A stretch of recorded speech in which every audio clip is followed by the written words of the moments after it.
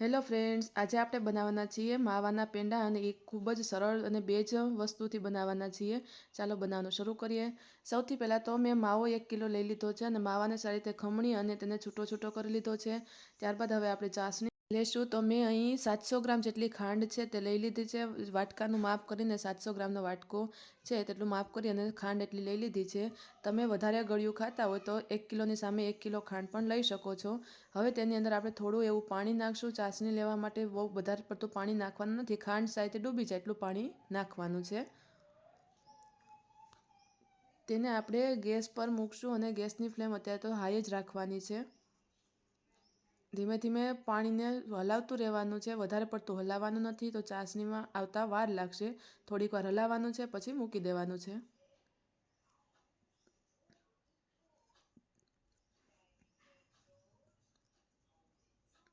આ રીતે ધીમે ધીમે ચાસણી છે એને મિક્સ કરતું રહેવાનું છે.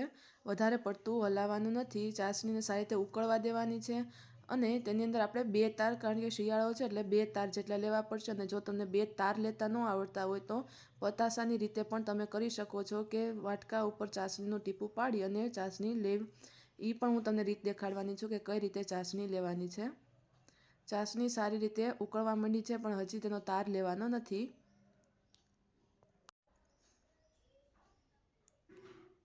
ગેસની ફ્લેમ તો હાઈ જ રાખવાની છે.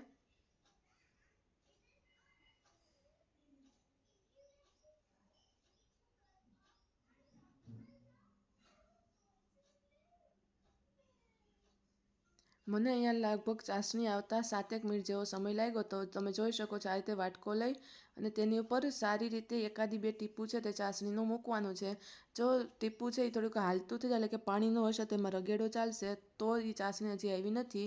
બાકી જો જામી જાય ને ત્યાં તો એ આપણી ચાસણી છે આવી ગઈ. શિયાળામાં થોડીક વધારે ચાસણી લેવાની હોય એટલા માટે તો મેં વધારે ચાસણી લીધી છે. આપણી જો પતાસો પડી ગયું, ચાસણી આવી ગઈ છે. તેની અંદર હવે માવો નાખી દેવાનો છે. ધીમે ધીમે કરતાં બધો માવો છે તેની અંદર નાખી દેવાનું છે. ધ્યાન રાખવાનું કે ચાસણીની અંદર માવો નાખતી વખતે જેના છાંટા ના ઉડે, હલાવતું જવાનું છે અને જે માવો છે તે નાખતું જવાનું છે. બધી માવાની ગાંઠ છે એ ધીમે ધીમે ભાંગી નાખવાની છે. ગાંઠ ન રહે તેનું ધ્યાન રાખવાનું છે. ગાંઠ જોકે નહીં જ રહે, ધીમે ધીમે બધી ગાંઠ છે તેમાં ઓગળી જશે. આ રીતે સારી રીતે ધીમે ધીમે મિક્સ કરતું રહેવાનું છે.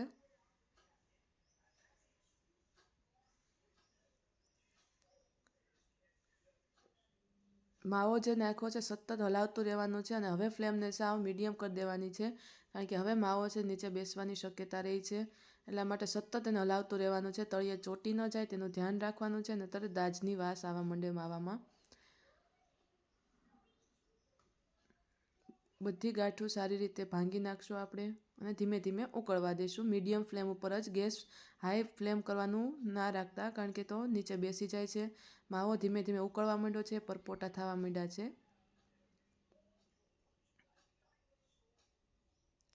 ઘણી વાર એને ઉકળવા દેવાનું છે અને સારી રીતે હલાવતું રહેવાનું છે. સાવ પાણી બળી ન જાય ત્યાં સુધી આપણે તેને ઉકળવા દેવાનું છે. કલર પણ ફરી જશે. આજે સારી રીતે મિક્સ કરવાનું છે. 15 મિનિટ જેટલું તેને ઉકાળ્યું હતું એટલે સારી રીતે રગડા જેવું મસ્ત થઈ ગયું હતું. રાબડી જેવું આપણને ખાવાનું પણ ઈચ્છા, ગરમા ગરમ રબડી પણ તમે ખાઈ શકો છો અને જો જામી જાય તો પછી પેંડા પણ બનાવી શકીએ છીએ. કલર પણ ઘણો બધો ચેન્જ થઈ ગયો છે અને પાણી પણ મોટા ભાગનું બધું બળી ગયું છે. હજી આપણે થોડીક વાર રહેવા દેશું.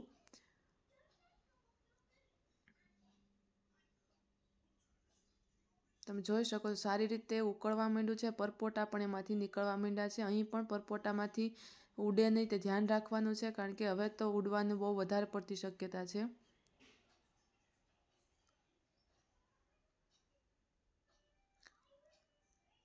તમે જોઈ શકો છો કલર કેટલો બધો ચેન્જ થઈ ગયો છે અને પાણી પણ આપણું બધું દાઝી ગયું છે. હવે આપણે તેને નીચે લઈ લેવાનું છે. થોડીક વાર પછી, થોડીક વાર 5 મિનિટ ઉકળવા દઈશું. જો મિત્રો તમને વિડીયો પસંદ આવે તો લાઇક, શેર અને સબસ્ક્રાઈબ જરૂરથી કરતા રહેજો. તમે જોવો છો અહીંયા કેટલું ઘટ્ટ એવું આપણું જે રબડી છે તે થઈ ગઈ છે. હવે આપણે તેને ઉતારી લઈશું અને ઉતારી અને એવું હોય તો 2-3 કલાક માટે ઠરવા મૂકી દઈશું. અને ઠરવા માટે સારી રીતે એને જે આપણું બાઉલ છે એની અંદર પાથરી દેવાનું છે. એમાં પણ સતત હલાવી અને ઠરી જાય ત્યાં સુધી આવી રીતે હલાવીને પાથરી દેવાનું છે. ધીમે ધીમે આપણું રબડું છે તે ઘટ્ટ થતું જાય છે.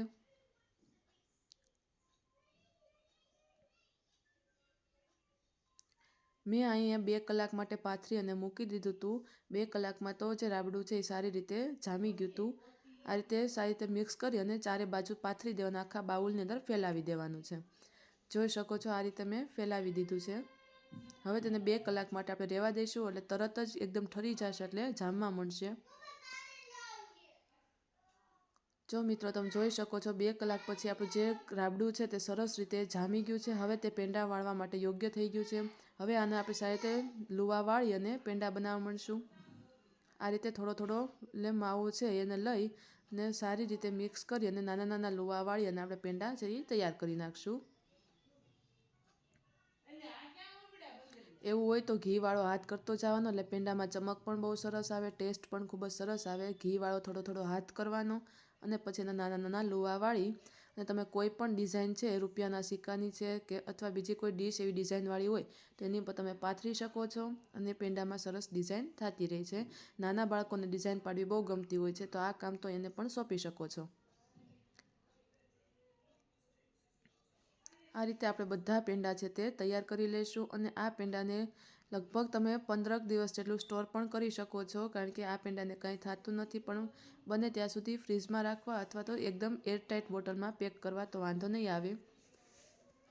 જો મિત્રો આપણા બધા પેંડા છે તે તૈયાર થઈ ગયા છે. જો વિડીયો પસંદ આવે તો લાઇક, શેર અને સબસ્ક્રાઈબ જરૂરથી કરજો.